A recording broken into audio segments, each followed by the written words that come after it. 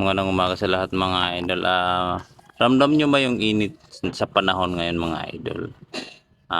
Dagdagan pa ng init ng makina ng motor mga idol. Kaya naisipan gawa ng paraan to mga idol. Kasi ramdam ko yung init dito sa pako kaya ginawan ko to ng paraan para mabawasan yung init na tumatama sa pako mga idol.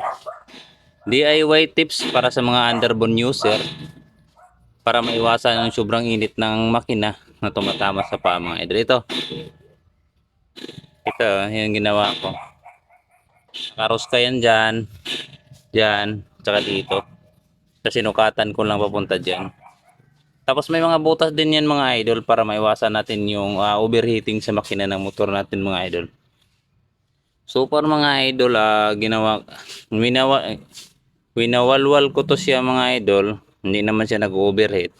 Wala naman po bago sa makina. Kahit long rides ako, nagpatakbo ako ng mabilis, 100 mahigit. Doon sa may Plaridel Bypass Road. Wala naman, hindi naman siya nag-overheat. Kaya so far so good mga idol. Yung ginawa ko, walang problema sa motor ko mga idol. Ayan, meron din yan sa likod mga idol. Tingnan natin. Yan o. DIY tips para sa mga underbone user mga idol.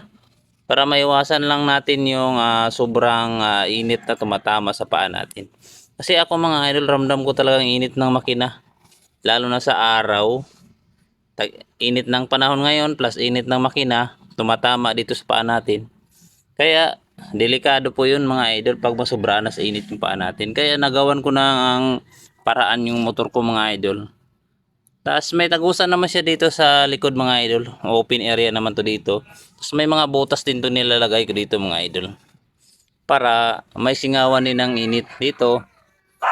Tapos dito may mga singawan din yan mga idol. Dito may mga singawan din yan. Diyan. Tsaka may mga butas ko nilalagay dito mga idol para maiwasan natin yung sobrang maiwasan natin yung makulob yung makina mga idol. Kasi siyempre baka mag-overheat. Pero so far mga idol, hindi naman siya nag-overheat. Tinetesting ko siya ng long rides. Nagpabilis ako ng takbo.